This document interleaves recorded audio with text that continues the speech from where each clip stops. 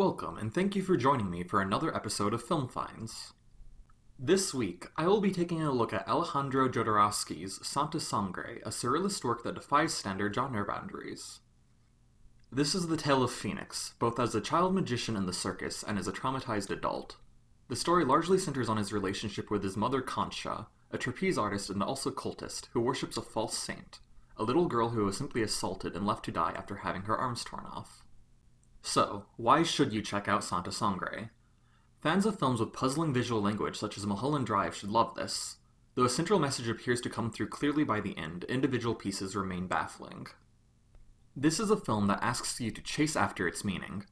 Not only is every image up to interpretation, but the images themselves are simply mesmerizing. And if you're not looking for something so deep, it's still worth it to see a film that wildly blends genres, even succeeding at mixing both comedy and horror within the same scenes. This is a work that encourages the most uneasy laughter. Now, let's look a bit deeper.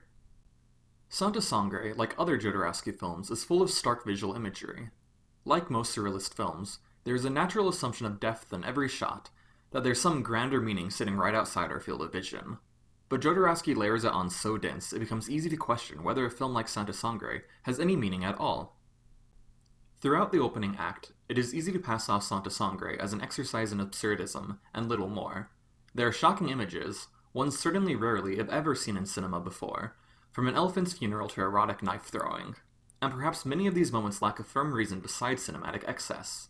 But the excess allows the imagery that truly has meaning to hide among the pack, waiting to bare its teeth in a later act. At its greatest narrative peaks, this is a film of recurrence, waiting for just the right moment to give the audience the tiniest bit of understanding. Though that is not to argue that all images require a greater meaning. Jodorowsky is a man who appears to find beauty in the strangest of places, and sometimes an image can simply be a celebration of its own existence. Though the subject matter itself is largely macabre, Jodorowsky fills every scene with striking colors and masterful framing. This is a terrifying world to imagine living in, but from a distance, we are offered a chance to enjoy its surface-level beauty. It is Concha, the mother, who acts as the heart of the film. Her scene at the church first allows us to view her as a righteous figure, someone simply protecting her faith. But as soon as Jodorowsky dives beneath the surface, her religion becomes laughably horrifying. Her tale of the armless girl seems symbolic of the film itself. There is no hidden meaning in what happened to her. This girl was simply brutalized. But, like the audience of a surrealist film, Concha interprets some grander purpose.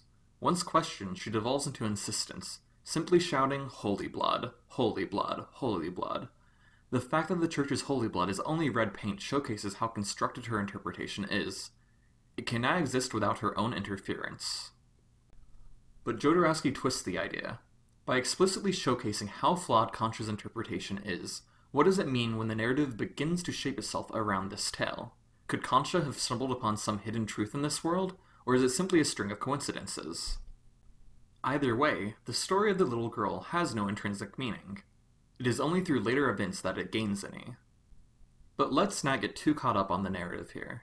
This is a film that trails in and out of its central focus. One scene that jumps out to me is during the adult segment. Phoenix, now living in an asylum, is convinced to go to a film with a group of men who have Down syndrome. Instead of keeping this event simple, the group is soon guided by a pimp who offers up drugs and prostitutes. Though the central story is soon threaded back in, Jodorowsky appears to simply bask in how unique these moments are. And perhaps this is the grand statement of the film. Full of sex affairs and murder, it is these glimpses of the bizarre yet mundane that leave the greatest impact. If you want stories of sex and violence, there are thousands of options. It is the rare movie like Santa Sangre that goes out of its way to grant sights you would have never imagined. You can call it excessive or pointless, but sometimes excess is the point. Why settle for less when the world has so much to offer?